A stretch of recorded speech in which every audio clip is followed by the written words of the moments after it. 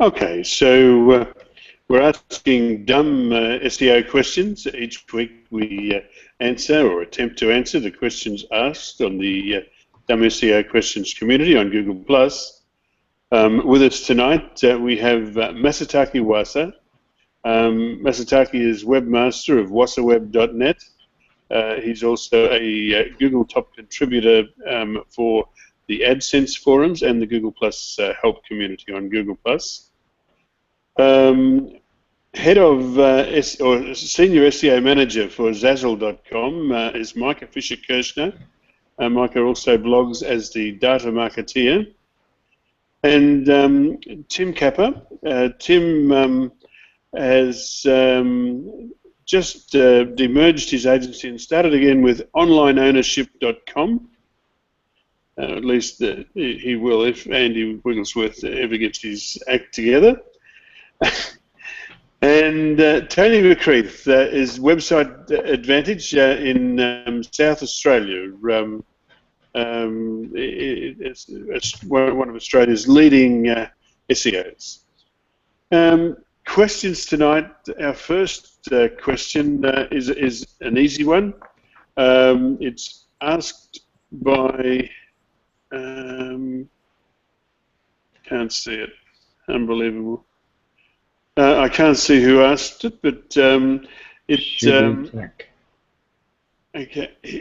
He asked, does article or blog submission help in 2014?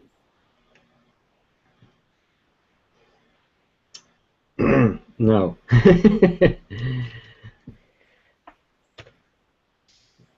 Make sure that's consistent with what we say. Yeah, your article submission, forget about. General blog submission, forget about. But if you get the opportunity to guest post or write an article for a really relevant, very authoritative site, then go for it. But the general mishmash, crappy stuff, no, just forget about it, really. But and if you are intending on, maybe you've got a really great writer in the company and they just write brilliant stuff for your blog as well, then yeah, put out some feelers and try and get yourself onto, a good site. The question nowadays is about quality, not quantity. Yeah, true enough. Okay, anybody else on this one? All right, our next question is from Greg Christian, who's asked a number of questions of us over time. He's starting a new website because the previous site was penalized. He asks if we wanted to restart a new website with new URL content, basically everything, because the previous site was penalized, would we be in trouble having the same Google Analytics code associated to the new site, in brackets, after we take down the old site and have no 301 redirects? I don't foresee the same analytics tracking code being a problem, because I'm assuming tracking code's going to. However, on the safe side, look, if you've got no redirects, no absolutely anything, just open up a brand new account and just create and just install the new code. I mean, that takes literally 5 minutes. And for the sake of 5 minutes and just making extra sure that there is nothing connecting your old penalized site to the new one, go for it for the sake of 5 minutes. Just do it. Put a new one in.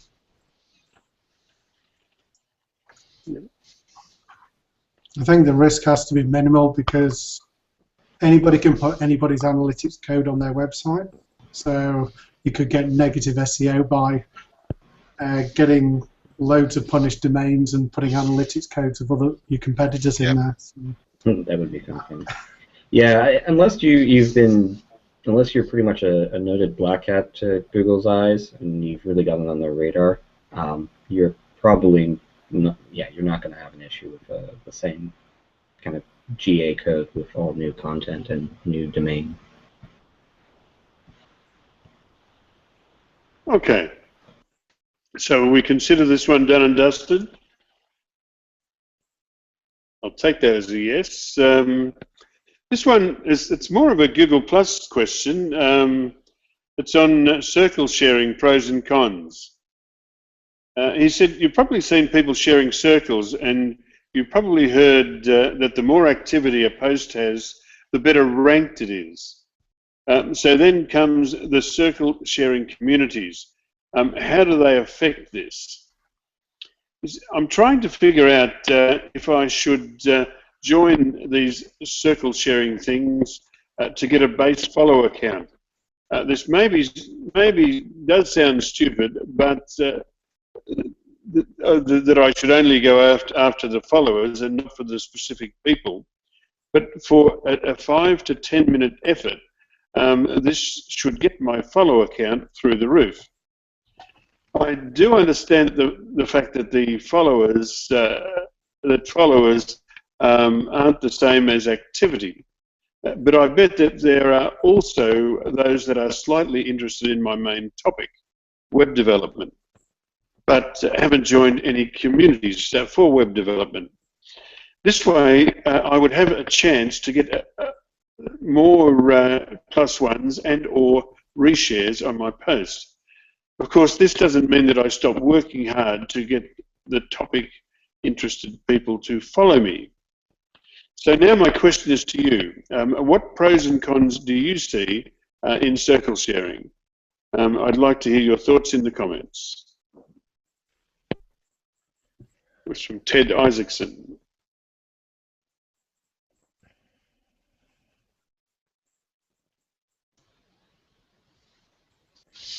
I think talk at once. Yeah, I mean, I think the pros are, you know, you can get involved and have, you know, build up a lot quite quickly with that. What I've found is, well, you know, when Google Plus started a couple of years back, I obviously did a little bit of circle sharing.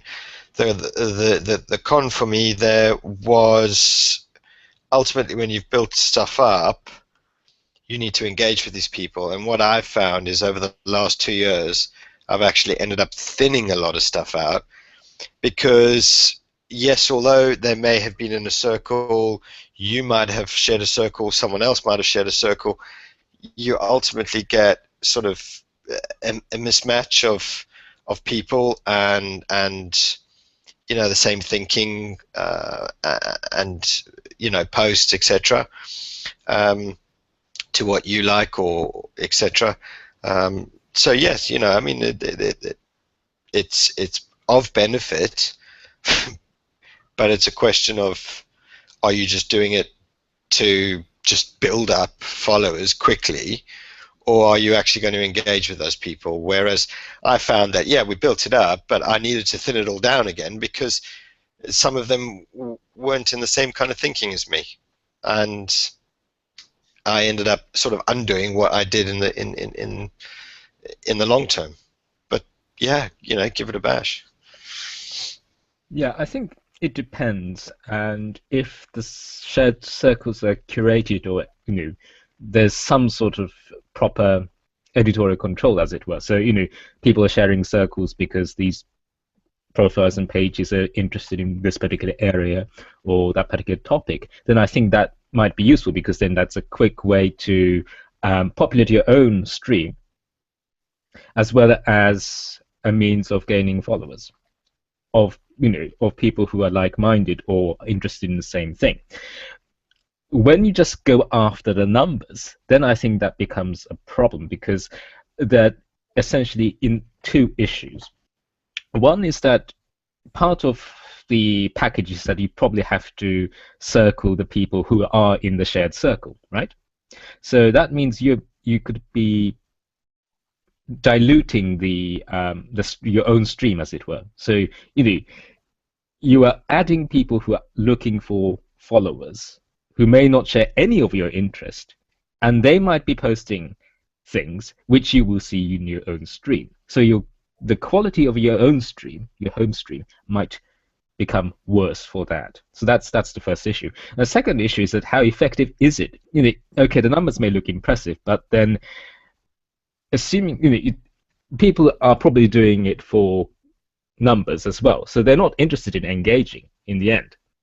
So you're just going to have a larger number of people following you, but that's not going to, as it were, enrich your experience on Google+. And isn't it? So at the moment, I don't think there's any particular issue, but if you are including all these people who are sharing circles for gaining numbers, and that's not particularly something that Google really likes to see, I think.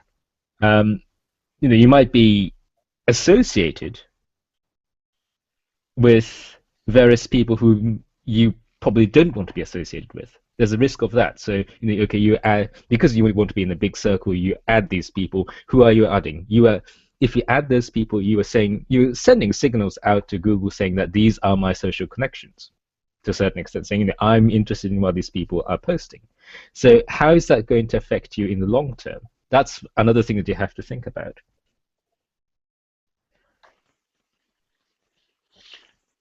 Yeah, totally agree. I actually have a little bit of history on this. I got myself into a nice little argument not so long ago on this. My personal view is that it's all a waste of time. If there's no engagement with the person that circles you, I doubt that they even see your posts in their stream.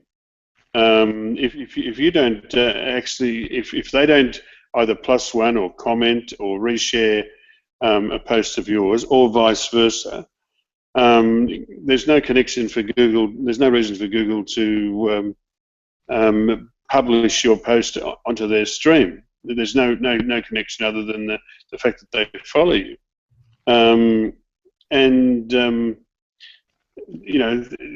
What we're referring to, well, there's two types, aren't there, of these circles. There are the what they call the megaball, which is Scott Bueller and the guy Mike. Can't think of his other name. But there's that one, which is, as Masataki said, they have the commitment to circle back or +1 or reshare and so on. And then there's the other type of circle, which we see, and there's a sort of a what would you call it? A mutual friendship society, if you like, of people who pat each other on the back and say nice things about each other and share those circles. How I got into my argument was that I put a link to Circle in the chat there. Hi, Alistair. And on Circle Count, there appears a curated, and it has. Let me see. I'll find the one just so I get it exactly right. All right. So we have,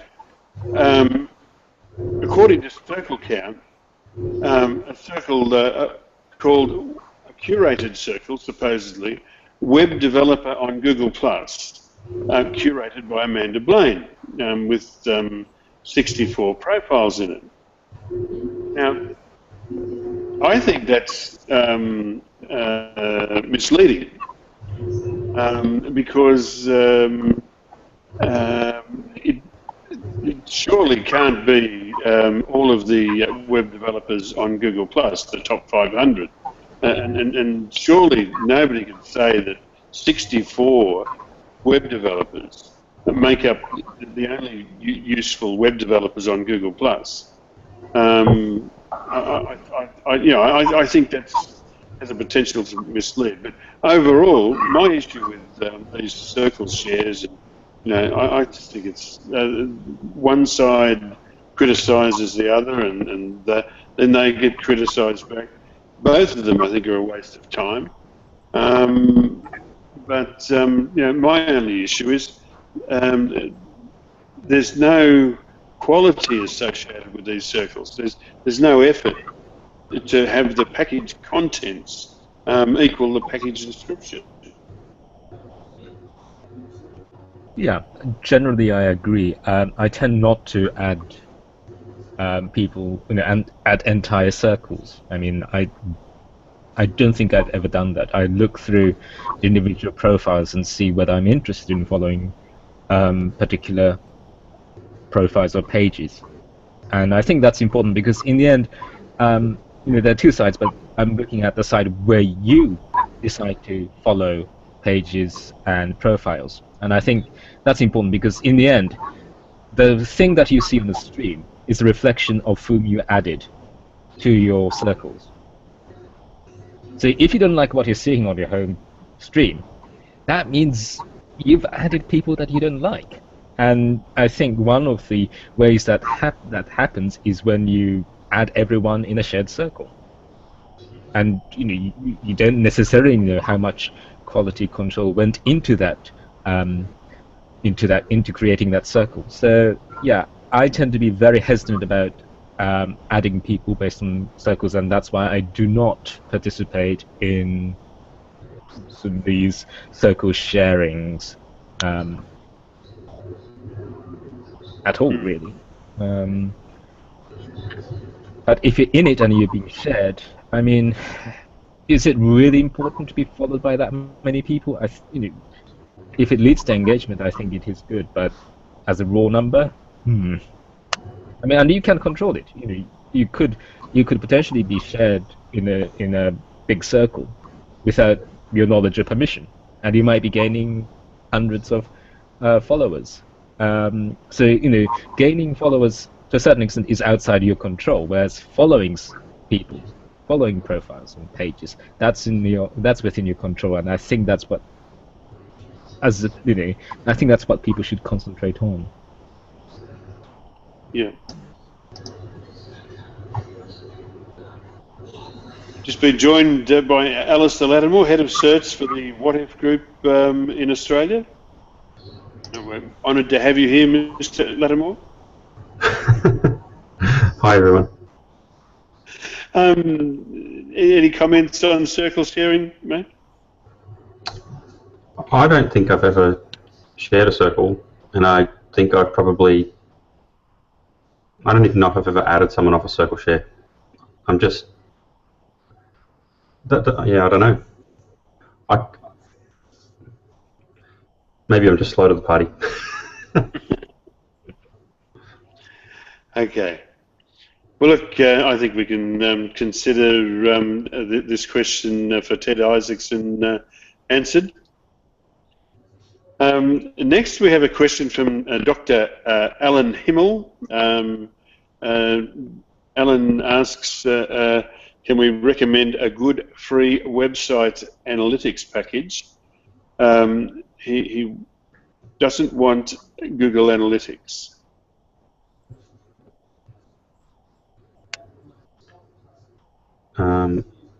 If you want self-hosted stuff, for instance, he could use Piwik or Snowplow Analytics,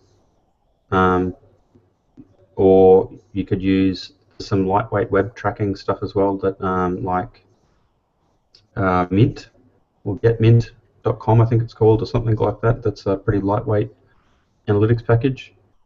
If he's using WordPress, I think WordPress.com, as part of their Jetpack plugin, have got an analytics component that you can install that uses WordPress.com infrastructure to deliver analytics into your site. it's nowhere near as advanced as Google Analytics, but you know, if you're just looking for some high-level stuff, it's not bad.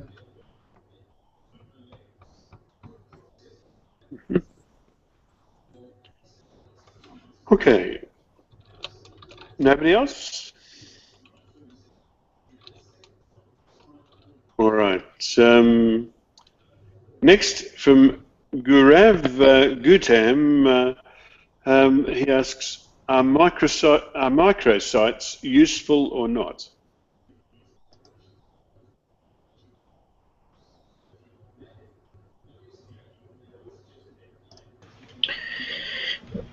Generally, the answer is going to be no.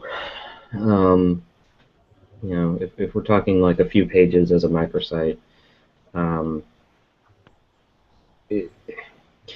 there are exceptions to these rules, but for the most part, unless you are building a small little site that is, you know, highlighting let's say, your movie site, and you're building a small kind of splash page for the purpose of an alternate reality game that people can go and use online.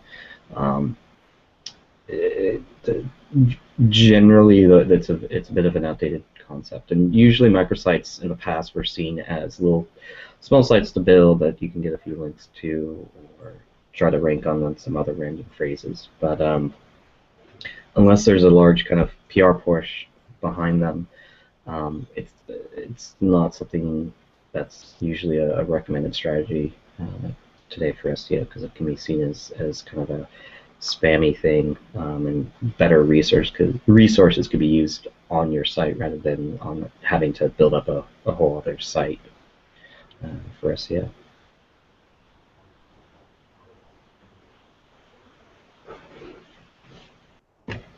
Yeah, I'd agree on the resources thing. I've had a few clients who want to do all these little microsites and exact match domains, and I've always tried to pull them back to say, spend your efforts building up the main domain rather than creating lots of rubbishy subdomains. And I think it's again down to quantity and quality. Is instead of doing loads of rubbish, nowadays it's doing less stuff but make it better. Yeah. My general comment about this as well is, by all means, go and have like a vanity domain for your advertising efforts, for instance, to, you know, brand this thing that you're doing to make it memorable. But I tend to think that most microsites that have that kind of a life where you've got an actual standalone website that's attached to it often get forgotten.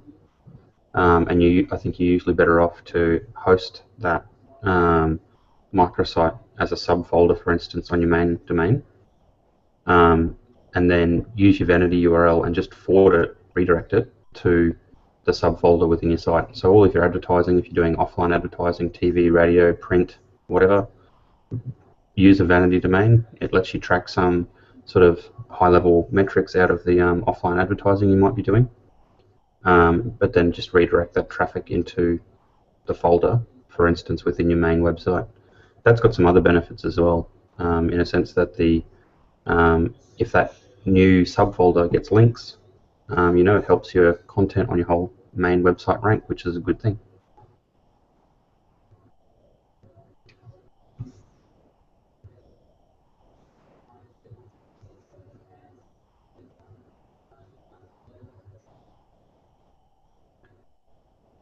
You're muted, Jim.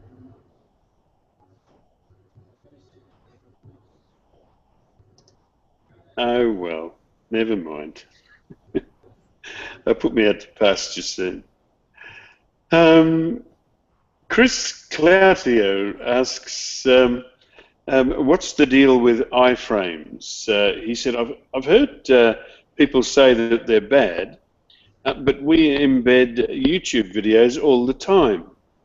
Is that bad for SEO too?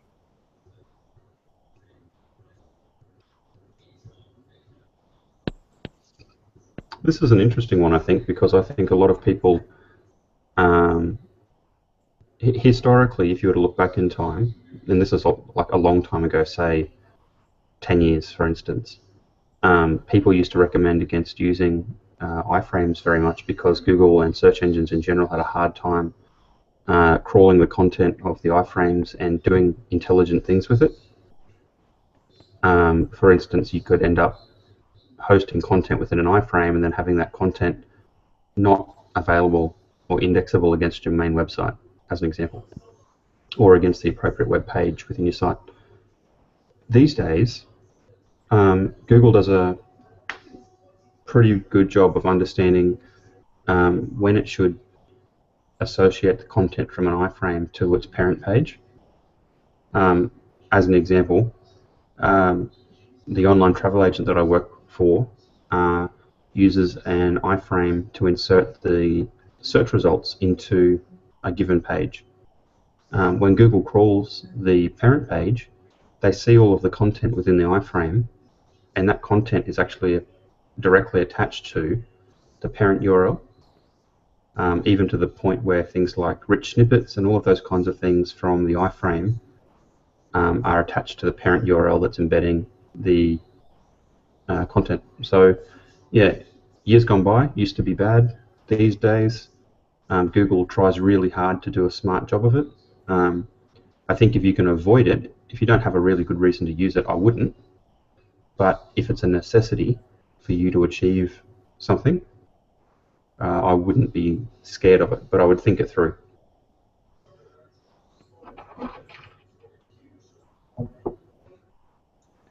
Yeah, I've seen a case where a client's embedded a calculator in an iframe, and again, that calculator effectively, its content became part of the page it was in.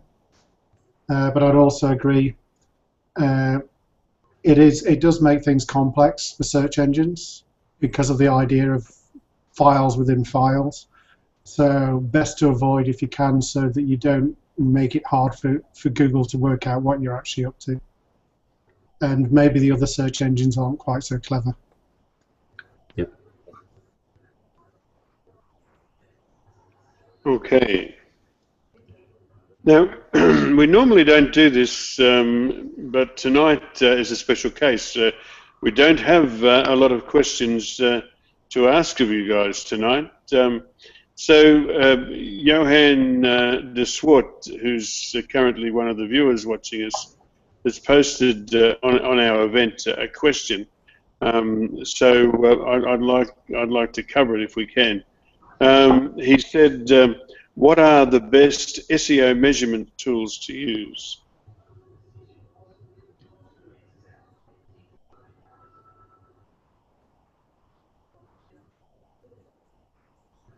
Depends what you want to measure, right? The obvious things that I think that everyone is going to say are, you know, you need to have a good web analytics package running. Whether it's Google Analytics or something else, doesn't really matter, but you need something, a good quality product so that you can understand how the organic traffic on your website's performing. I think tools like Webmaster Tools from Google and Bing, Yandex, Baidu have got a lot of useful information in there for measuring search efforts because, for instance, Google Analytics reports, Google Webmaster Tools reports the number of impressions that your website has in the search results, not end clicks, but also impressions. So I think that's quite useful as well, including average position and gains and losses in the search results. I think other obvious tools are link graph tools like Ahrefs, Majestic SEO, Moz, Open Site Explorer. They're all very useful. Keyword research tools are really, really important. It's not necessarily a measurement tool per se, but it's really important, I suppose, in terms of the processes of doing good research. So you can use tools like SEMrush, or there's free ones as well. You know, there's ones that we'll use. Ubersuggest, for instance, is a simple one, and there's others around as well. WordStream, WordTracker, etc.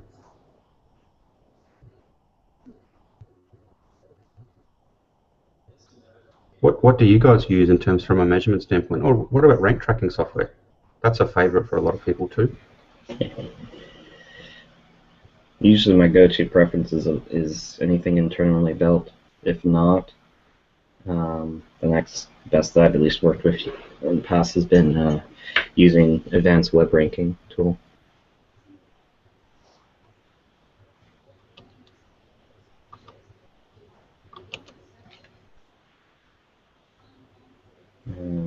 But I mean, you covered a pretty good amount. Trying to think of anything kind of unique that's out there that I might have on the side, but most of the time it's development of some maybe internal stuff. So when it starts to get larger, I care quite a bit sometimes with crawling numbers and indexation numbers. So if there's tools for that, it's usually of interest to me.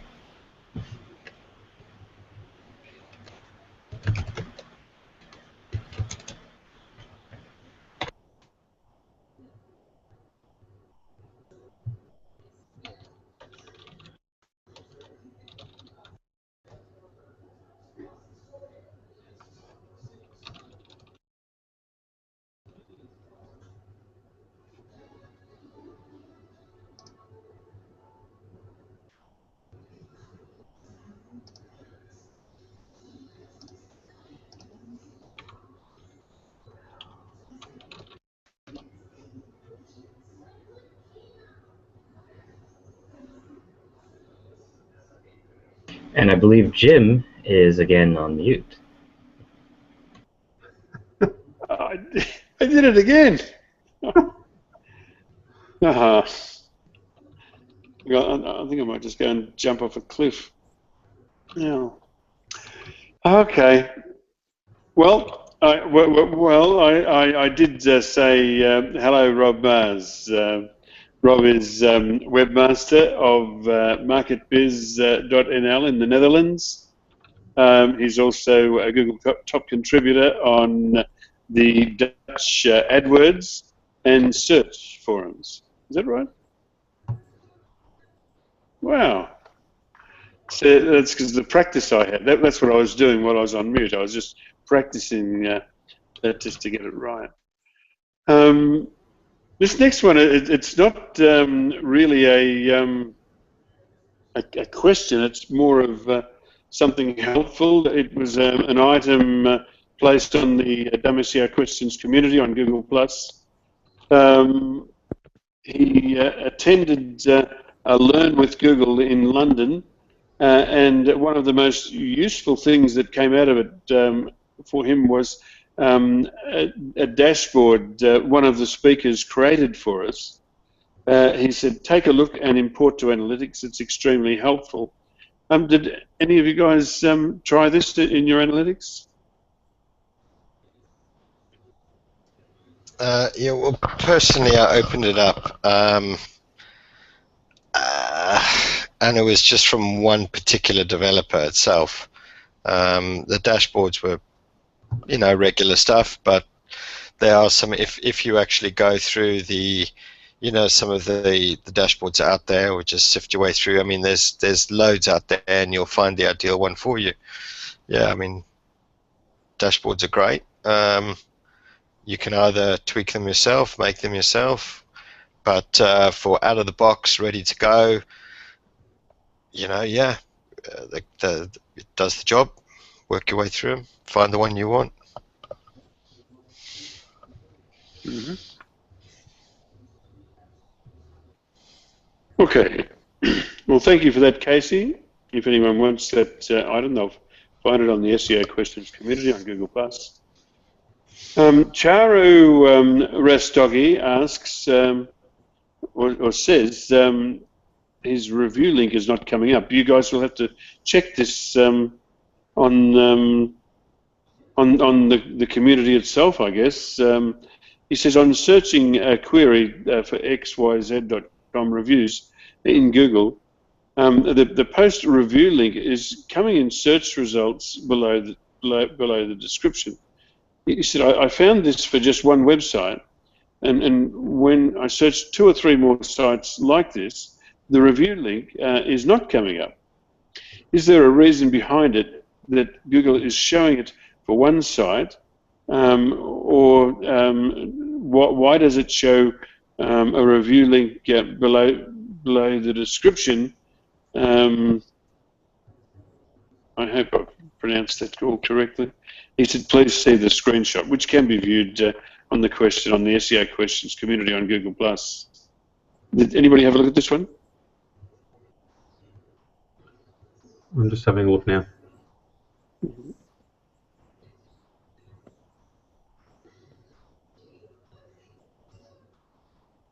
And it looked like Edwin provided a pretty good stuff in the results. One side,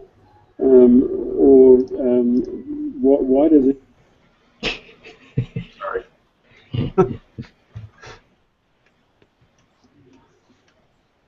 Do I really sound that bad?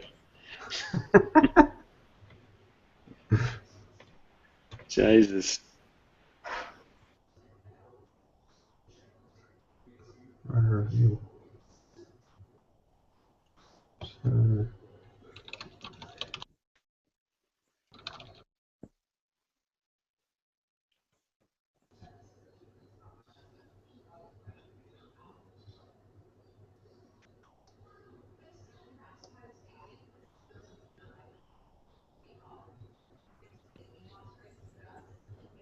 okay, so I'm just looking at this now, and I've done a search for Hilton Sydney review. And 1, 2, 3, the 4th result down is map.hilton.com as the domain, and it's attached to a Google Places or Google Plus local profile. And in the SERPs you see a star rating, X many Google reviews, a writer review link, a link to the Google Plus page, and then $170 as a price. So that's happening because it's attached to a Google Plus local page, basically. And then you'll notice also when this happens that if Google triggers the big one box that appears in the right-hand side, and then where the knowledge graph stuff usually appears with the photos of the hotel, as if it was a hotel, for instance, often you'll also see a writer review button in the right-hand side as well, alongside the photos and the map and the phone numbers and whatever other information Google calls out in that right-hand sidebar.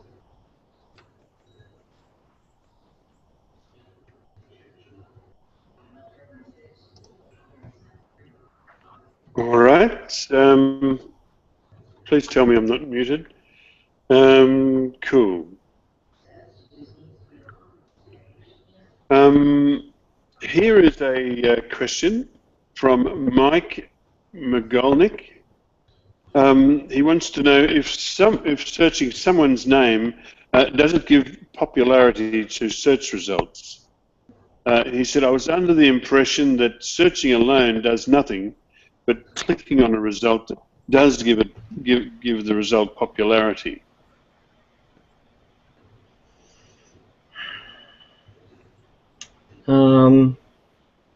So, as far as I'm aware, so it will depend on what kind of you mean with popularity. So, generally, if we're talking about getting a specific site to show up higher than another, not that I'm aware of, just by searching. That's where the clicking, at least, it can in theory play a part. However, if you're looking to get more people to surface the result by searching that, then in Google's autocomplete, it set amount, and it may start to show up as a kind of as a fill-in. I think, but beyond that, that would just surface the search result as rather than any specific individual specific website within that result. So as far as I'm aware, I don't think searching is going to do it. below, that is.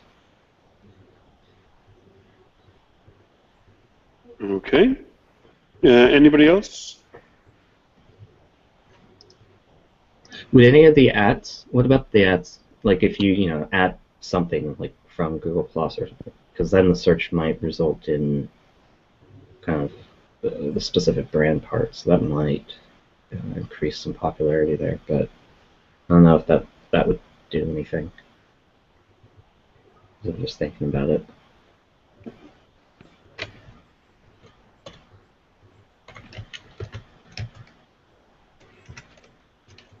All right. Okay. Mike Cook has 404 errors on a WordPress blog. Mike says, okay, I decided to use Moz for all tracking, and I have 4xx errors popping up all around the WordPress blog. And I wondered what would be the best advice to deal with these. These are all 404s in the link. My question really is it best to leave these alone or redirect to another area?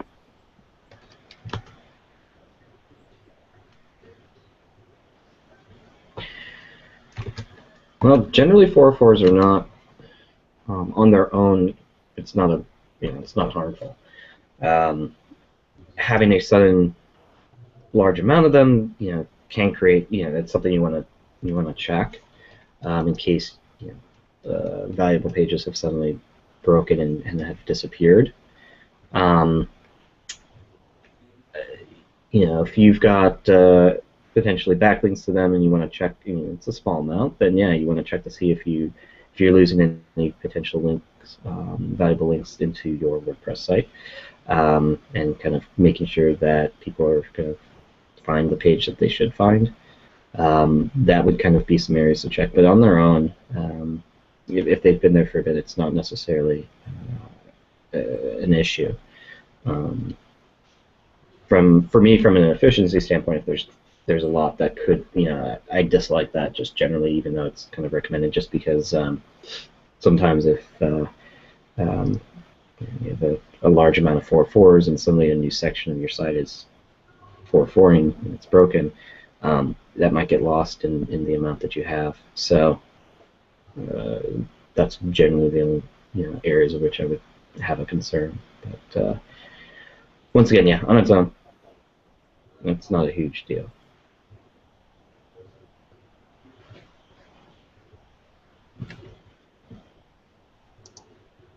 Okay. Anybody else on this one?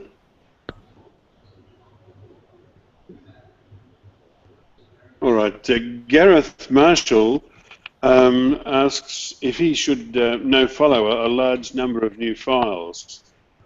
Gareth says, hi guys, at the end of February my company, an ink and toner supplier, started selling stationery. He said, you can see my site at Toner Giant.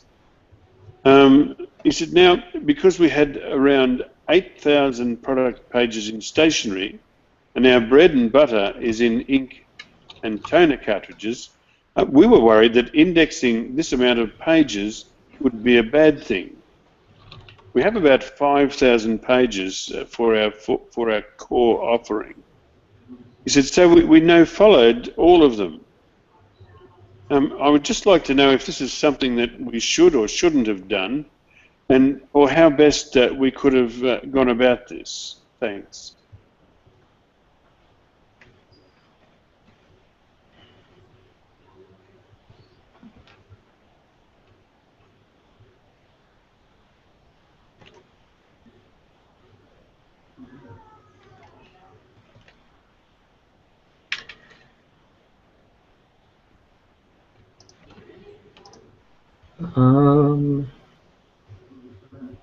Let's see. So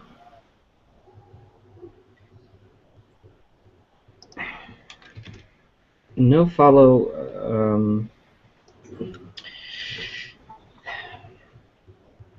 The nofollow itself, it depends on what you're doing. If that's on the link, or if we're talking in the tag itself. I generally am not a fan of putting nofollow to your own internal links.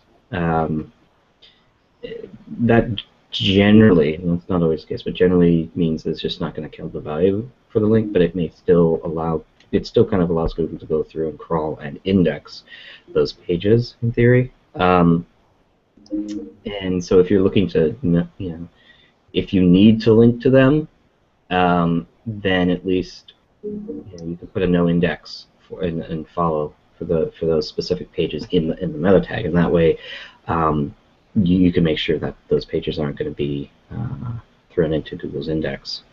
You can also, in the robots.txt file or in Webmaster Tools, specify to not crawl those pages if you have a set parameter string or a subdirectory, kind of a folder for that. So you can basically tell Google not to go through any of those sections of the site, and that will help to at least not get them crawled. It may not help at least get them in the index, but you can kind of prevent it in the first place, and then still have the no index tags for those pages.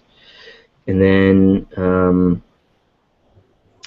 that's at least kind of a quick thing I would note on a higher level.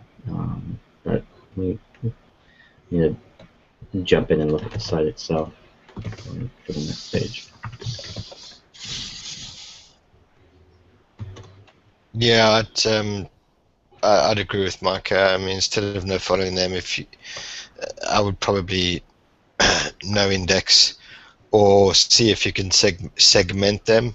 I mean, I haven't looked at the site, but if you've got one product with 5 different colors, but instead of having a selection box of 5 different colors, and you've just created 5 different pages, then think of creating one overall page, and obviously having a selection for color, size, gram scale, or something like that. But yeah, just think of no index, or have a look at it. Can you potentially canonicalize some of them? I mean, are some of the pages of products, are they creating extra pages through search queries? Just things like that. But if you really don't want them, just no index rather than no follow, I would say. Yeah. I thought this, I mean, ink and toner cartridges and stationery, I suppose they logically go together, but I was thinking it would be nice to have 2 sites. Why not have two? Why not have a second site to run the stationery on? Why put stationery with ink and toner cartridges? If the ink and toner cartridge is going well, why mess it up? I think that the Polish people call it pissing in the soup. Makes the soup bigger, but not so palatable. Anyway, I'm glad I can make you laugh, Tim. No, mate, that reminds me of it just brought back memories of the military, mate. When we in South Africa we call it bosbefok, where someone just goes loopy when you've been out in the bush too long. And one day some bloke kept on going, tasting the soup, going, "Oh, it needs more salt, needs more salt." And one day he just freaked out and started pissing in it, screaming, "Needs more salt, needs more salt." Yeah, good memories. Okay. All right, Gareth. I hope. Well, actually, did we actually come to a clear piece of guidance for Gareth? Is it that he removes the no follows on internal links, and if he has to replaces them with meta no index tags? Was that it? Yeah, or look if he can bunch the products better and use canonicalization rather than using no follows. Google's talked about this as well in the past. I think there's Matt Cutts videos about this where he talks about adding large volumes of content to a website in one hit. And he says that I can't remember what he can in the video what he referenced might have been large, but tens of thousands of pages potentially. And he said, what kind of a signal does it send to the search engines if you were to basically dump a large volume of content in one hit? His recommendation in that video from memory was something like, by and large it'll be okay. If you could stage the release of that content into your website, it would probably be better, in chunks of 2 or 3 or 5,000 at a time, if you're adding tens of thousands, for instance. I think in this instance, adding 8,000 pages, let's just assume that you actually had 5,000 products before, legitimate separate products, and you've added legitimately 8,000 separate products, not a shirt that comes in 10 colors, so you've got 10 pages, but you've actually got 10 totally separate products. So not the color variations, for instance, or size variations don't constitute pages in this instance. I would say just add them. You should be fine. I would definitely remove the no-follows from within your own site. Otherwise, Google won't pass PageRank across the link and crawl into those sections of the site. If you are worried about adding all 8,000 in one hit, then maybe no index, a category or a subcategory or whatever within the 8,000 products that you're adding, so that you might only be allowing Google to crawl and index the first 1,000 at a time, and across the next 5 weeks release another 1,000 or 2,000 products a hit each week, or something like that. Okay. All right, Gareth, I hope that's useful to you. Brian Willingham asks, he says, help. His web traffic has declined from 1,500 to 150 a day. He goes on to say, hi, I am new to this community and would be grateful for any help or guidance. Last week, I completed a website redesign to StudioPress Parallax theme. As soon as my developer made the switch over to the new site, my traffic plummeted from 1,500 sessions per day to 150. Initially, there were sitemap errors, but I have resolved those. Google had cached versions of my mobile site. He gives a website m.delegatiagroup.com. That is all cleared up. Google is now serving my responsive /correct web pages instead of the cached mobile ones. But traffic still remains low. I started to Google myself, logged out, and noticed the following error. If you search for asset investigation, you will see that my site appears on the first page in the results, but with the following error. A description for this result is not available because of this site's robots text -- learn more. He said, if you search comprehensive background investigation, you will see I'm on page 1 with authorship. Comprehensive background check investigation. I have 2 results, one with authorship, one without, and all is fine. So I look into my Webmaster Tools and look at crawl link to blocked URLs, robots text analysis, and it says I have 345 URLs, syntax not understood, next to line 1, user agent. My robots text looks like this. He gives a standard, or more or less standard WordPress robots text, which you can see on the Dumb SEO Questions community on Google+. He said, I'm at a loss for the sudden drop in traffic. I don't know where to turn or what else to do. Can anyone provide me with some direction, troubleshooting, or suggestions? I'm grateful for your help and advice.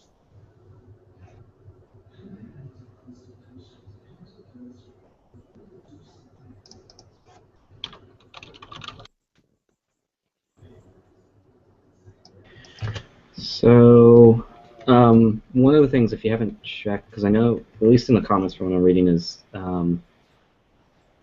yeah, it's checking. You've checked the robots.txt file, but also check in Webmaster Tools. It may be that there's a setting that's being overridden via WordPress, because and I think Jim mentioned this, where if you set your WordPress privacy settings to allow the robots or not, the privacy to not have it in there, that could impact it. So you should kind of check that. Sometimes the Webmaster Tools can be very helpful for that when there's variations in those areas. That would probably be the biggest thing I'd suggest checking.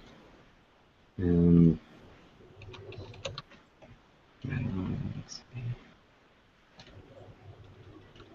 particularly as well, make sure you're checking it for the various subdomains that you have there. I'm assuming that the M is the mobile one versus the, say, a .www, but you want to make sure that your robots XTs are the same across your different subdomains if you're wanting them all to rank, because that might be part of the issue depending on where your traffic was coming from.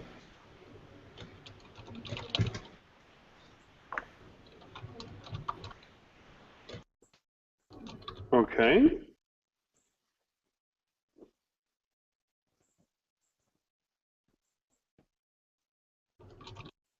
I'm not muted. Oh. Okay. Well, look, I think we can consider this answered. Next is from Somesh Likiani, who asks, "What is bounce rate?"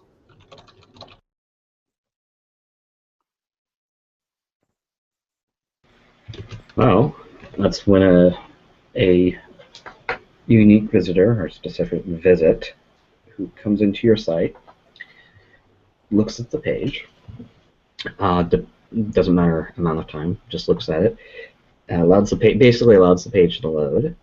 It's tracked in your analytics system, and then will either leave your site, doesn't interact with anything on the page, or can interact with something on the page that you are not tracking, and eventually, and then leaves.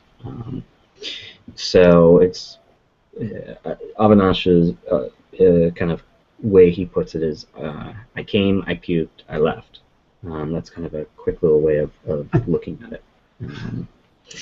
And the minimum, generally, I mean, if it's like it varies, but the recommended area is usually, at least by him, is say, I think it's like 30%. But if it's like a WordPress or a blog, it might be higher, like 60. But depending on if it's a homepage, category, or product type page, depending on kind of the site you have, that will vary. Particularly if you're not having the setup for tracking correctly. That's roughly kind of what I would say is standard. If you were to ask this in a variety of different areas, or other people as well. This is not to do with that question, sorry. This is a backtrack for 1 second.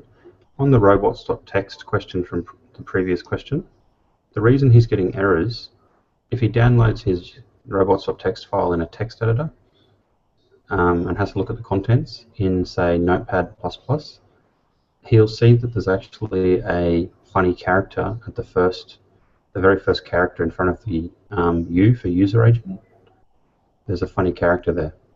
That's why Google is producing errors for his robots.txt file. Good pickup, Alistair.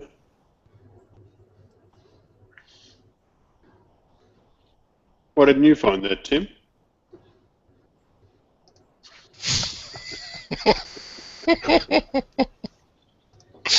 What I did find is that he's got a broken link on his main page to the page New York Private Investigation Company. Yeah, there's all other bits and bobs really.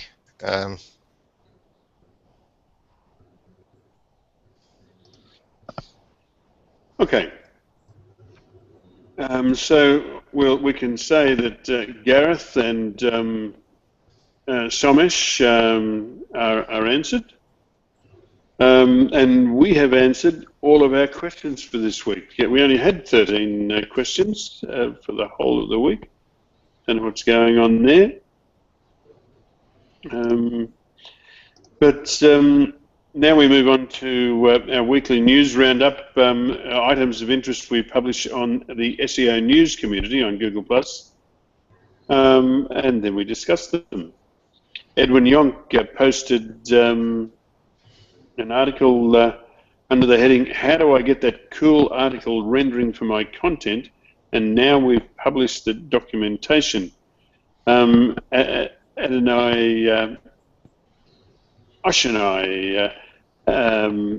Oshanai, I should say, shared this article, and it was a link to developers.google.com/plus/web/snippet/article rendering. Did anybody get to see this article? Have a closer look at it?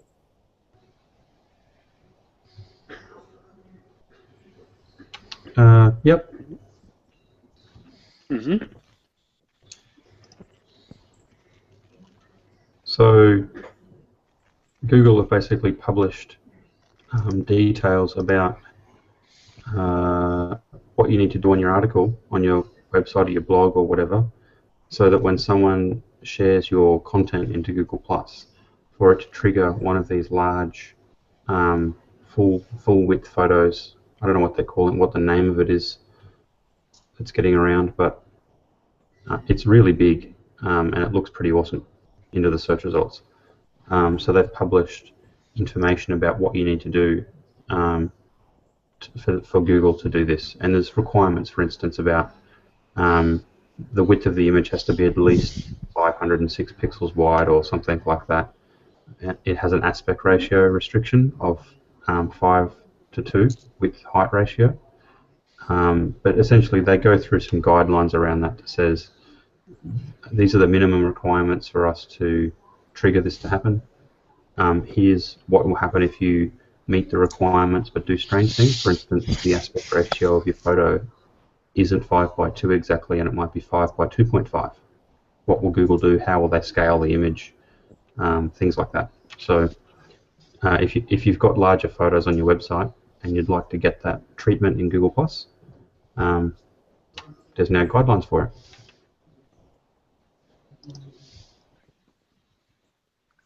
Yeah, and thing to note is that the page will have to be marked up either by Open Graph or by schema. And if you have Open Graph type article, then that should be fine. Whatever schema.org markup you use on that page. So it doesn't have to be article, blog post, and something else that's been mentioned in the documentation. So if you have OG type equals article, and then, for example, you have schema.org markup for reviews on the body of the page, what it does is that the large thumbnail image will be shown. It'll be the proper example in the documentation, with the first item prop equals image as the thumbnail, and if it meets the picture requirements, and then the title and description respectively of item prop equals name and item prop equals description. If you don't have schema.org, then I think Google falls back on Open Graph markups.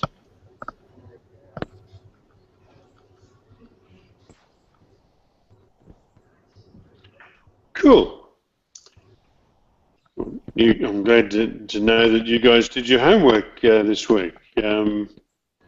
Let me try you with this one. This was an article put together by Hortense Soulier, and called it "The Real Meaning of SEO Terms." People tend to get hung up on some ideas and words related to SEO without really understanding what they mean. So she's reviewed robots text, DNS, penguin and penguin and panda penalties, and PageRank. I noticed Eric Enger also created an article on the first a starter guide for the first 9 things you should do for SEO. I thought that was a useful article too. Did anybody have a look at Hortense's article?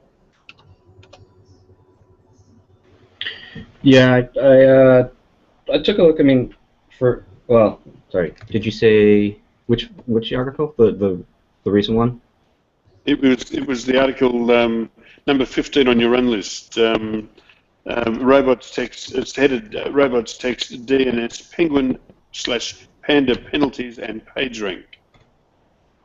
Okay. Yeah. Okay. Yeah. So I saw her article. I thought it was fine. I think it kind of covered the main things that sometimes a lot of the misconceptions that can be in there. I don't think anything stood out that there was any disagreement on that I had with that article. It was good to generally help SEOs understand kind of some of the technical meanings and often misused terms.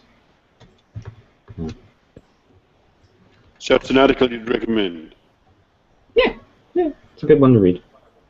That's what I thought. Okay. All right. Let me try you guys with another one. This is do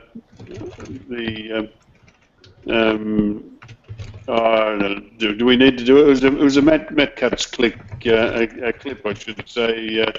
What could the WebSpan team have done better? Matt racked his brain and came up with 2 items that they should have acted more quickly on. One was the growth of sites like eHow and sites, publishing made for AdSense stuff. And the other one, I can't remember what the other one was, but really, if you were to ask me what could the WebSpam team have done better, I would have said perhaps not introduced negative SEO for a start. I mean, I could make an 8-hour clip on what the WebSpam team could do better. I think I could anyway. But then again, Micah, I'm sure you'll have a different opinion. But I mean, it was nice to see. I mean, I always like kind of some of those questions, usually over in, say, the political realm. At least gives insight a little bit into the personality of somebody. To kind of at least admit some fault. What did beg the question from watching that video and in the opening statement, what I want to know is who is the tit of an SEO that went up to Matt Cutts and said to him, "You'll never get rid of links." A knob. Hey, look what you started, mate. Hope you're proud of yourself. Challenge accepted. Yeah.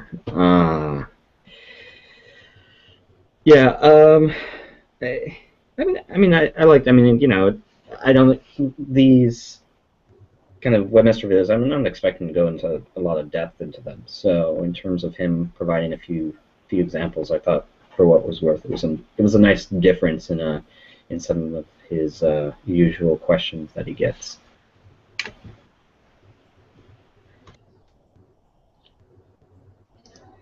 I had a rush of blood to the head today, and I googled for Matt Cutts' moderator page, and I asked the question, will you ever say sorry for negative SEO? And then it dawned on me that I'd posted it on the 2011 moderator page. So there. Well.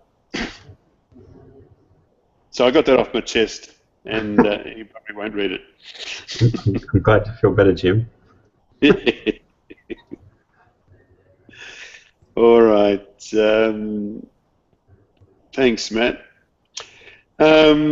Here's I tell you, Bill Slawski posts some great stuff, and I must read this article. I intended to because I titled it "Another Gem from Bill Slawski." Sight unseen, but I can confidently do that with Bill's stuff. He said that Google's fourth version of a patent on paid links just granted. It's taken more than a decade, but a continuation patent with newly updated claims addresses reducing or removing weight from paid links, affiliate links from the same owners, and setting thresholds on how much weight some sites might pass along, including sites that might be rated highly on a trust authority basis.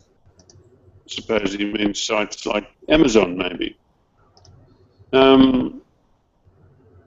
Anyway, he said Google was granted a continuation patent involving paid links. All right. Did anybody read this article? No. And no, I generally don't read too many on the patent articles. I should have.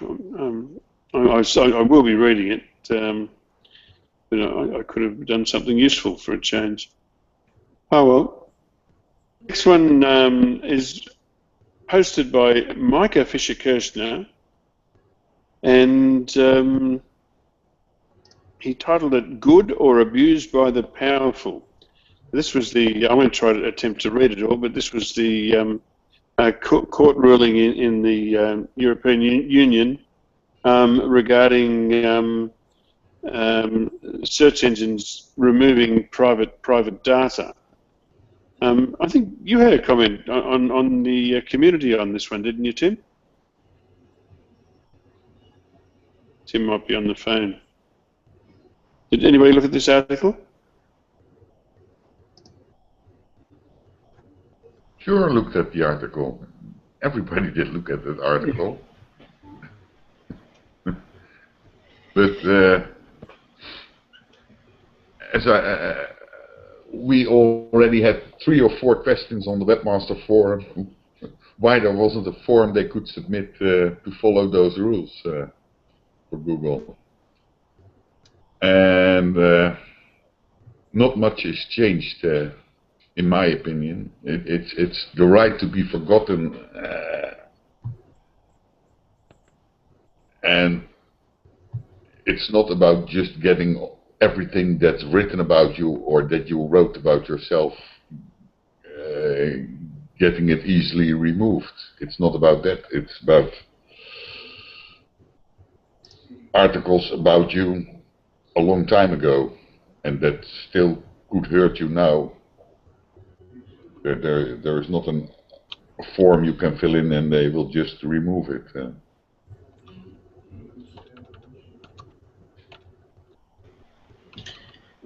Yeah, I mean it's an interesting area because it touches between both politics and the search world, and of course depending on where you're from and kind of what the laws are in kind of different countries, opinions will vary. Tim and I were having a fun little debate. It will be extremely hard to follow up also, because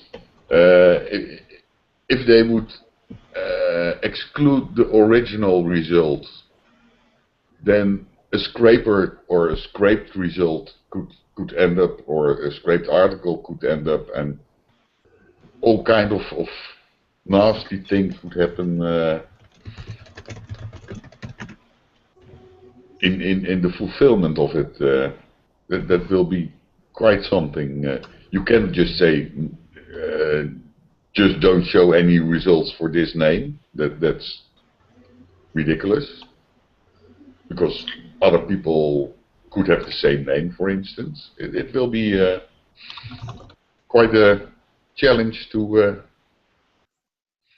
make it happen. Well, the poor guy now, basically, in the U.S. we call it the Barbra Streisand effect. And now his name and what has happened is plastered all over the internet, even more so now. So his push for the court case to get it removed has just made it explode in the opposite direction. Which, of course, only complicates the issue for Google further. And then the irony is, so does Google have to delete the court case? Because, it talks about what that is. So, like, does the court have to, there's just a lot of vagueness, and it's just poorly thought out. It really is, what it's going to do. Well, the good thing about it is that the judges said Google is making money in Spain, and therefore it's also a Spanish company. Instead of always saying we are Americans and we can do whatever we want because we are Americans. Yeah. I mean, how do we get to define that? That gets to be interesting. Like, is it home base? Is it just because you're making money there? Does me, selling something on eBay that somebody bought from Spain mean I've... No, they do have a Google AdWords office. Yeah, an office that makes it, And well, no, that came up pure and simply because Google does what Google does. Is we're American, and that's it. It doesn't apply. So the judge just turned around and said, "Fuck off," because you make money in Spain selling your AdWords. You're a Spanish company in my mind, and therefore you've got to apply by our Data Protection Act in Europe. End of. This is not going to cause a whole raft of people requesting removals. This is under the Data Protection Act, which has a very, very, very set, specific queries, personal queries. And what this was about was this guy was made bankrupt, the time lapse had expired, and basically it was still showing up in Google searches when it theoretically shouldn't have. Now, of course, yes, we can go down the whole thing was, because it was a public document, now it's been expunged and blah, blah, blah. So, yeah, there was a whole lot of cock-ups between how public bodies and courts actually, published those in the first place, because everybody was going on about, but what about newspapers? No, this is so finite. This is just to do with strict personal information. Your bank number, your passport number, your financial accounts, your credit status, your national insurance number, your passport number. There is a very strict guidelines. It's not about, Timmy picked his nose last weekend and hunts wallabies naked. It's got nothing to do with this, because that is dealt with under libel laws. This is specific. You've got a bit of a thing about this naked hunting thing, Tim. What's going on there? Mate, you should see me on a weekend.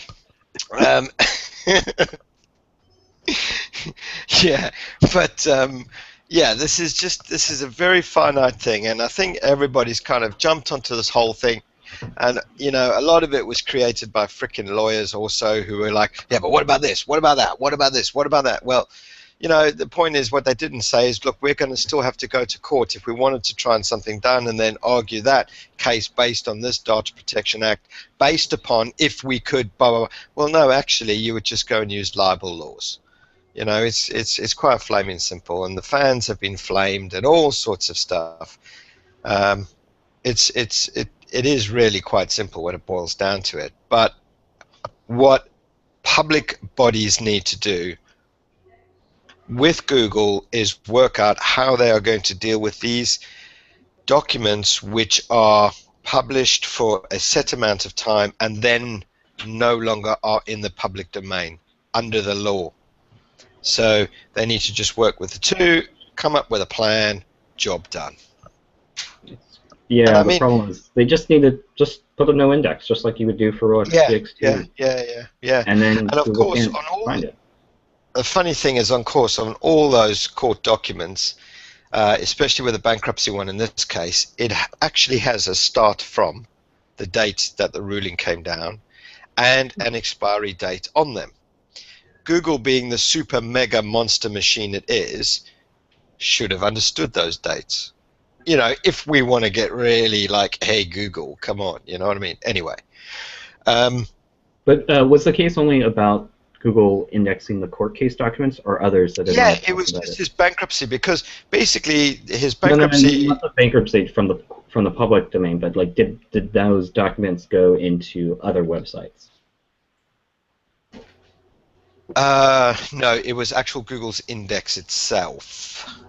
But I mean, like, basically, like, let's say, you know, like now where everybody's talking about it in his bankruptcy, like. Yes, more than likely they're going to be copied, duplicated, scraped. Yeah, because like the thing is, why is he? Let's say, for example, why is it only singling out Google versus like you've got libraries that are probably, you know, might have this information, newspapers that have this information. Yeah. I mean, it's one of the things of like, as I've noted, it's trying to do, you know, I really call it anonymity than it is privacy. But and then, you know, he's trying to become anonymous again when it's well. The whole point is this guy actually approached Google. I mean, this has been 3-4 years in the making. He approached Google, said, "Hey guys, you know, this actually isn't in the public domain. I'm no longer bankrupt, and and can you remove that from your search results?" Google, being Google, fuck off. We're American. And it took him 3 years to get to through the Spanish courts to get it done. You know, I mean, it could have been quite. I mean, Google removes a massive amount of stuff out of the search engines. It was probably some dude on a bad day going, no, we're American, whatever, I'm not removing it. It was probably some dude on a bad day, which is, you know, it could have been quite simply, oh, actually, yeah, I understand, we'll remove that one little piece out of, you know, the indexes. Now they've got a bit of a pain in the ass on their hand on how they're going to deal with that one. But, you know, in the whole ball game, excluding this guy's name now, in the whole group of things, there's going to be very little request for removal under the Data Protection Act, because it's really tightly monitored, and there's especially other details out there which should never be leaked. I mean, the fines are astronomical. I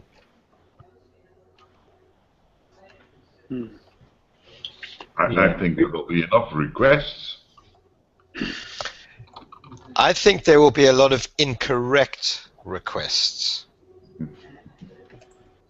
because people will think, oh, it's my name, me picking my nose, and you know, I got pissed when I was 12, and you know, I shagged a rabbit. And can you please that, Tim? Okay. This was can that you please naked hunting thing again, I guess. And can you please take the images off Facebook? It's got nothing to do with that, man. And they're going to have a lot of incorrect requests, and I think they just within need to put 5 years, Google is perfectly capable of indexing videos and showing you up Tim showing up Tim with all his stupid things he did in the past. Yeah, I'm surprised that Google actually didn't just say, you know, there's a solution for this. It's called no index, for like what they do normally with robots.txt. It seems like, and maybe they did do this, but it doesn't seem like in the public push that they normally do. It'd be like, yeah, just tell them no index, we won't have it anymore. Google also has another solution, and that's the unavailable after tag. There's another one. Yeah. And really, that's what the courts, as part of their publishing of documents, should be publishing with that, because Google does honour that one. On the other hand, if you were to search for something very specific, like that guy's history, why shouldn't you be able to find it? You should be able to find his history, but not records of his bankruptcy hearing. But wouldn't that be relevant if he does something later on that could be? No, because it lasts for a couple of years, etc., and then you're allowed to trade again. It's like going on through all of this. So if he jumps into doing, the public sphere, or does, becomes a journalist, these types of things could be of value from a conflict of interest standpoint, right? No, but that should be answered on your on the employee application. It shouldn't be in public domain. Well, I mean, I'd say, yeah. I mean, if I'm reading an article about somebody and he's talking about, I don't know, just say bankruptcy stuff. Yeah, but then you're going down employment law, because you cannot, if he then took him to court and said, look, you had me around for 2 interviews. What made you change your mind? I mean, what's the crack? And then they turn around and go, well, we read online somewhere that you were made bankrupt. Firstly, that employer is going to be in a whole heap of shit for admitting that they took this into consideration when, in fact, it shouldn't be in the public domain in the first place. The point was, this was very, bankruptcy, you should be allowed to trade and carry on. And I was looking on at the FCA website yesterday when all this was going on, and there's also something listed there with 2 guys who have been stripped as directors and are not allowed to be directors for the next 5 years. Now that stays in the public domain within the FCA. Their name, their details, their residential address, etc. And that is on the FCA website, but that will be expunged in 5 years' time. Now, looking at the FCA's website, none of it has any stipulation on dates, no index, anything like that. So that page is going to be indexed. It's going to be searchable. So there we have the same situation going on here. 2 guys were a bit naughty with their directorship, but it stipulates their name, their home address, and to and when from they cannot act or be registered as a director of a company for. So yeah, they've, I think there's going to be a lot of education going on between all the people involved, for sure.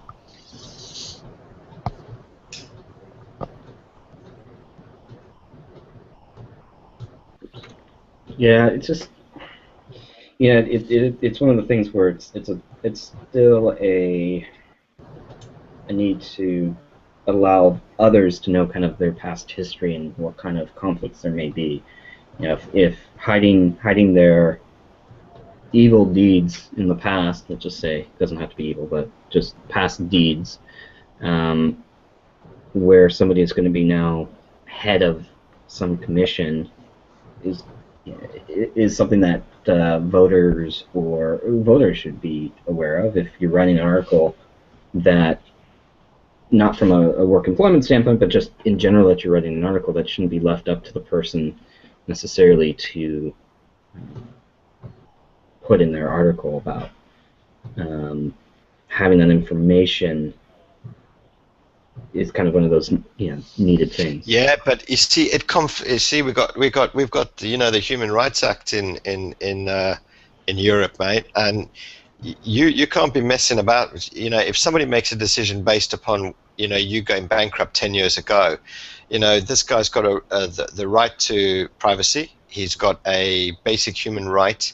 There's no right to privacy anymore, though. Like, not with the online world, because this is only now it's only in Europe. Every other country's got it. Google just knocks it out of Europe. And it's only targeting Google, which is just a weird, it's not privacy when you're not actually targeting the full source of the document. No, Google was not targeted. This guy found these search results in Google. He asked for them to be removed. Google said, piss off. It took him 3 years to eventually get it to court to be heard. It's just he wasn't targeting. Did he target the websites? it wasn't specifically targeting Google. The case was this guy seeing it on Google, requesting it, couldn't get this shit removed, and not being search. Anything like this, just thought, oh well, Google is, it's Google and it's in there and it must originate, and this is not some technical kind of like, whoa, bringing some mass class action against every single search engine kind of thing on the whole basis of it. This originally was just to get this one thing removed, and of course then the judge turned around and said, whoa, this is bullshit, and yeah, I mean, I agree with the but, the reasoning that Google is using is bullshit, yeah. but it's still it's not like this data can't be found elsewhere. It's not, and it's not, You and I know that, but I mean, the judge is not going to know this. This was a point about, a specific thing being asked, being asked to be removed. And also, look, this is it's going to conflict with a lot of things. Like, I mean, you say, people need to have the right to know, but maybe in America, but in Europe, we have, the Human Rights Act, and, people don't have the right to know some things and about you. Yeah, it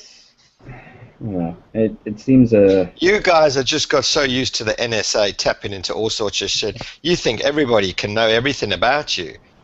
That's what you guys have got so used to. Just get over it. Not everyone needs to know everything about everyone. Yeah, well, what can I say? We don't like censorship. We've seen what happened in the last time Europe went down that path. Hang on, you don't like censorship, but you don't like the NSA tapping your shit. I mean, come on, you can't have it both ways. Yeah, Either give them all the information, give them everything, or give them nothing, or you can't have it both ways. Sure we can. Anyway, that's why we have laws to protect people. You have the right to family life. You have we say for people, it's okay. For the government, F off.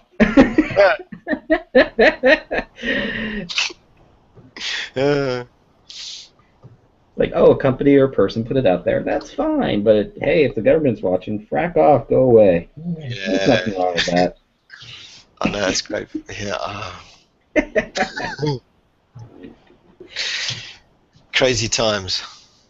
And it's only going to get worse. I mean, the whole concepts with, like, glass and eventually contact lenses. I mean, it's already starting, people are trying to, ban the use of Google Glass in bars, and, that's only going to be a stopgap measure for the... I think it should be banned from the face of the earth. Oh. All right, Jim. Luddism! Hey! How's it going there back in the 1800s? What's it look like? Well, me? Yeah. No, see, don't talk Google Glass to Jim in Banks. You've got to talk about, do you agree with people having to take their motorcycle helmet off when they go into a bank, Jim? Then he will understand what you're talking about.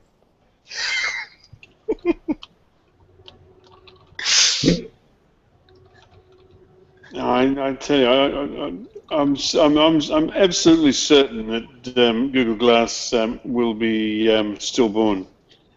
Anyway, Alistair, thank you very much for your contribution tonight, mate. That's okay. I'll talk to you all next week. Okay, mate. Cheers. Yeah. All right. Have we covered the EU privacy thing to death? No. Haven't even scratched the surface yet. All right. We'll skip question 19 on your run list because it's a duplicate of 16. I'll remove that later. We have one now here from Mr. Edwin Yonk. 5 years of Google rich snippets, originally shared by Aaron Bradley. He said that Google has included rich snippets in their search results since May 12, 2009. The many new types introduced since then are listed here. Did anybody look at that one?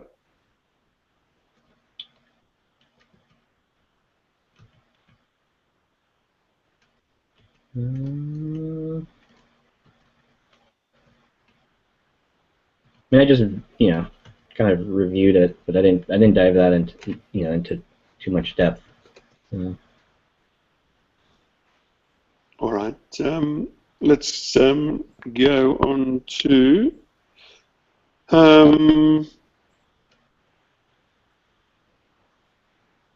another post from Edwin. Is ignorance the root cause for the bad name SEO has? I'm not sure that SEO has a bad name, but anyway, this is an article from the inimitable Jenny Halaz, who joins us from time to time. We can't wait to see her back again. Edwin says, people who claim to know its principles but lack key information that is required to do their job well. This article from Jenny Halaz is basically a follow-up of another article she wrote on search-engine-land.com/war-links/1888-76, where she discussed why the value of links and the meaning of links is changing. The follow-up is that she is now defining SEO as part of that article. And she said, if you're using the term growth hacker, stop, you're not a hack. All right. She also said online marketing is dazed and confused, not in the dry herbs style, but in the deer in the headlights style, or maybe both, to each his own. To begin with, I must state that I'm an old curmudgeon. She must have something to do with the rally group, because Mark Trepagan is, I think that's one of his favourite words, curmudgeon. He's used it to refer to me a couple of times. Anyway, he said, Jenny said, I'm old by online marketing standards. Having been in the field for over 14 years, I identify myself as an SEO, and I don't know what the rest of it will be in the article, of course. But Tim Capper is proud to call himself an SEO. What did you think of Jenny's article, or did you not read it? No? Anybody read Jenny's article? No, sorry, I didn't have time. I mean, I read it. It's one of those, I think, kind of institutional biases that happens. I'm in agreement with you, Jim, but I don't think it has that bad reputation. I just don't think it has one. I don't think most people know what the heck it is. And then, it depends on who you talk to after that about their opinion. You talk to an engineer, yeah, you're going to get that view. If you talk to other marketers, they're not. If you talk to a PPC side, well, of course they're going to be biased against us. But no, I don't think. I think it's usually overblown. I think it's just internal fear and whatnot. I think all the other terminologies is just pretty much bull anyway. It's just people trying to create a new term if they feel that there's a problem, then creating a new term doesn't ever address the problem. It just leads to a new issue for that other area later on. So, I mean, as a whole, for that part, I just think it's,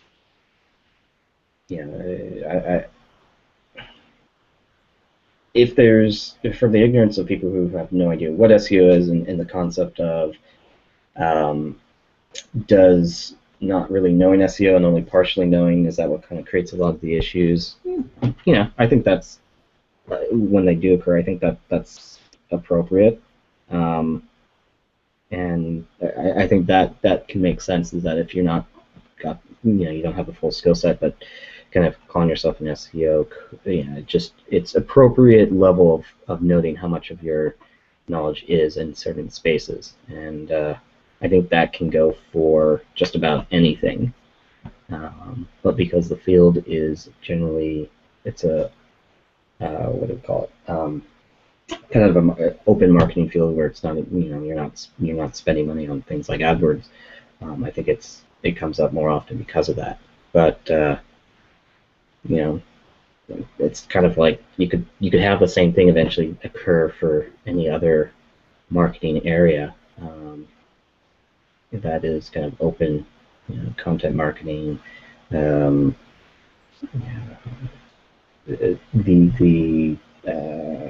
else would we could classify under those areas? Social, even.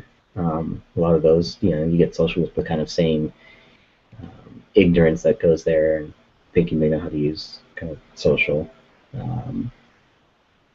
So, I mean, I think it's just, I think it's ignorance being an issue. Yes, I don't think it leads to a bad name, though. I just think it creates problems here or there, but not anywhere near what we think the industry thinks it is. Yeah.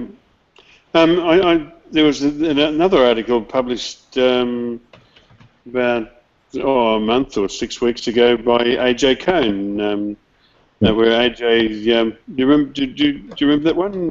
He looked at Google Trends and noticed that the search volume for SEO as opposed to Growth Hacker was about 20 to 1 or 40 to 1, some huge number.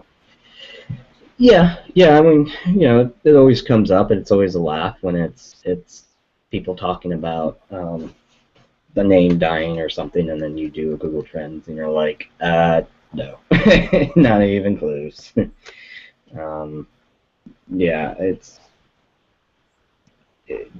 And plus, it has a lot, the different terms have so many different meanings from what it means, what people often will talk about, what it entails. But always, whenever one of these articles comes out, everybody's pitching a new term, like a good SEO, trying to get a head start on some new keyword to rank on. It's going to be sticking with us for quite a while. Okay. Yeah, and at least SEO, says what it does do on the tin. Yeah. I mean, Growth Hacker, you say that to someone, and they wouldn't know what that involves. What does that mean? The name doesn't describe what the person does, right?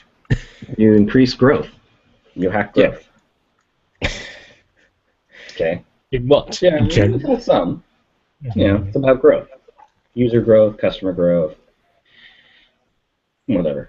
So Seems very vague and sort of elusive. If you want to get technical, so is SEO, because you have to then explain what SEO is, which is because you're using an acronym instead of something else.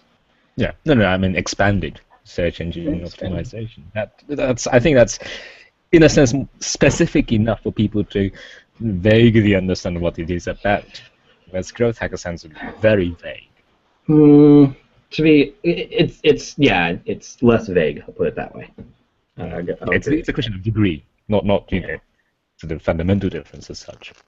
Yeah.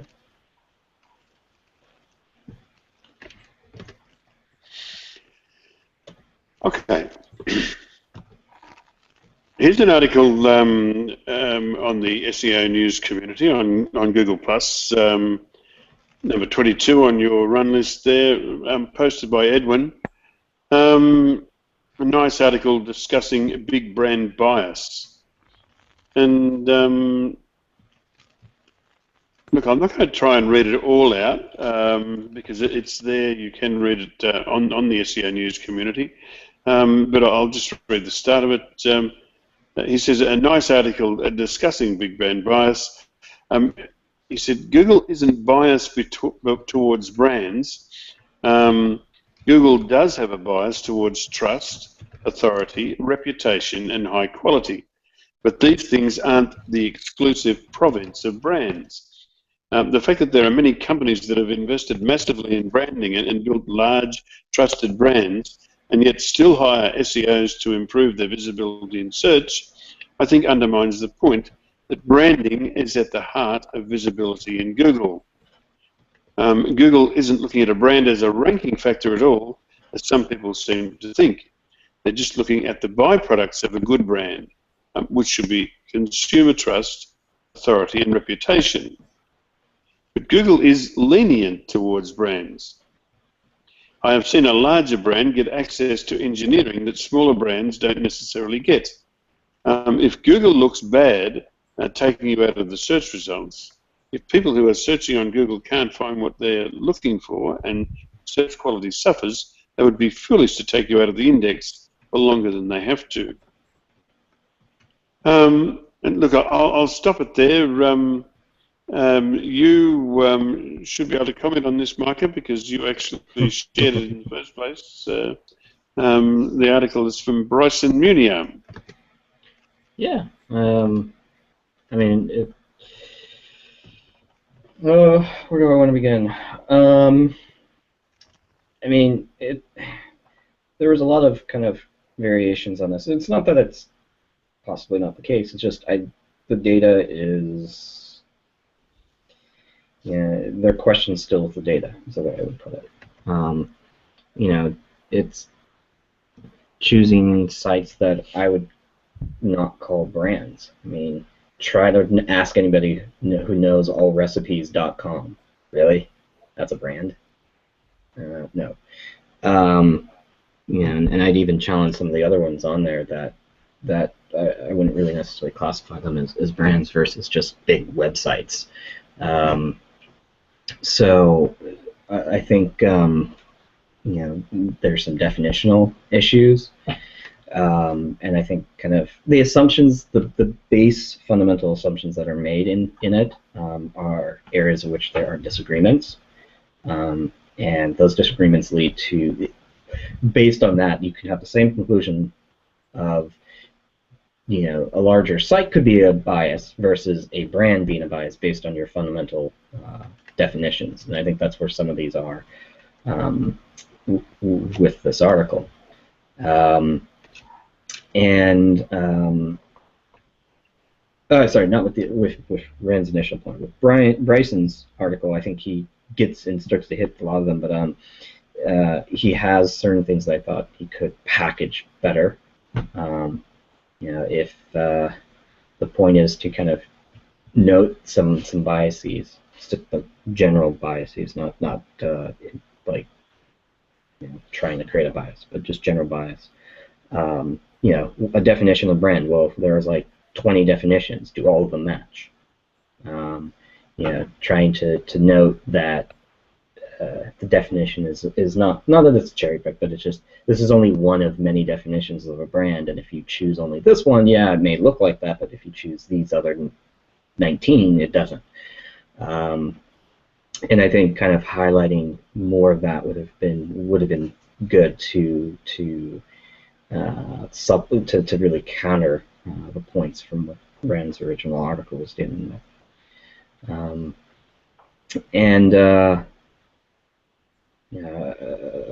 What else? I mean, those are kind of some big ones there that I thought kind of were pretty big to just kind of note. I don't know if you guys had any other opinions with it. I'm not sure that we will, Micah. Masataki or Rob?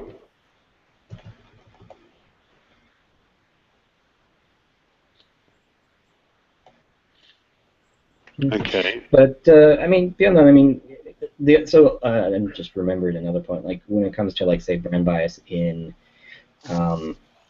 say, like, you know, brands getting out of issues or not getting penalized as heavily, there's still assumptions that are made, like, well, maybe they are penalized the exact same. It's just a numerical penalty.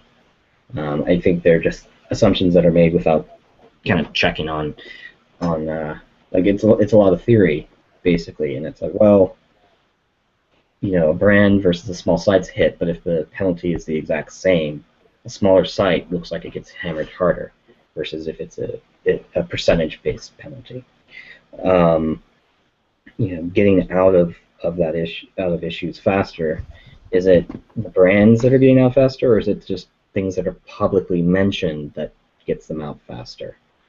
And I think just that would have been great to have in the article. It would have been great to have a data set to show that, like, here are the brands that have been hit, here are the sites that have been hit, here are what's different definitions of what a brand is, and then did they get out faster, or did they get and showing kind of some of the data points that are out there from the past. And I think that would at least be a better way of highlighting either for or against kind of the argument of whether or not another point for or against the argument of whether or not brands are actually biased in Google's algorithm. Yeah, fair enough. And Mr. Edwin Jonk from IDA's host in the Netherlands has just joined us. Hey, mate. All right. Did you want to talk about Google's bias or otherwise towards big brands, Edwin? Well, actually, it was more of a discussion between what's his name from Moz. Rand Fishkin and yeah, Bryson. Rand Fishkin and yeah. And what Rand basically did was matching the Google updates to some data he gathered on his own, and I think that was a step too far, to be honest. Do you think what was too far? I think he was matching. Where's the article? The Panda and Penguin update to the increase in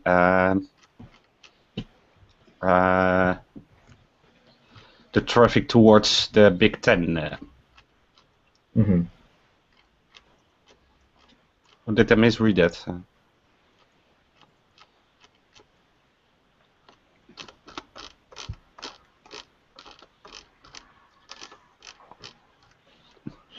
All right. So, well, look, our last article from the SEO News community is number 23 on your run list. Was shared by Edwin. 6 conversion rate optimization case studies with surprising results. Some examples of A/B testing. And Edwin said, what got my attention, the checkout page without Facebook increased conversions by 3%. And the one without sharing buttons increased conversions, clicking on add to cart, by 11.9%. Sometimes I'm not sure about all of those social buttons, and to me it seems it sometimes feels like hoarding social stuff. I think another thing might be that also that I mean, people's expectations of a fast page load are increasing all the time, and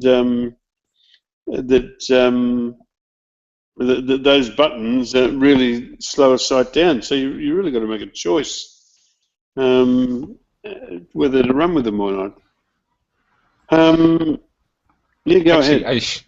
I shared it, this article after watching Social Friday, Jim, and I think Tony McCreed was discussing there that instead of having the social buttons at the side, he put them at the bottom because people weren't clicking on them.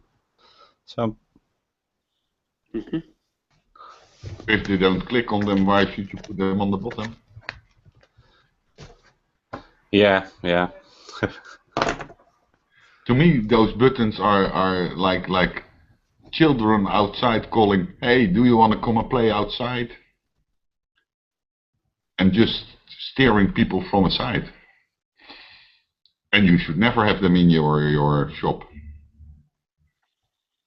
If they're in your shop, they should be shopping. not socializing, shopping. Yeah, I mean, if you give people options, they will click on things. It may sound silly and simple, but I think that's true.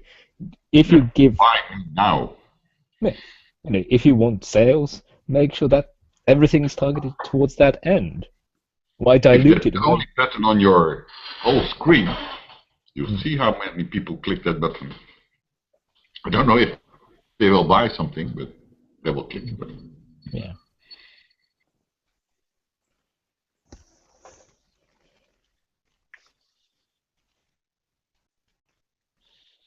Yeah. Well, it looks like we've come to the end of another SEO Questions Hangout on Air. Am I right or wrong? Any news?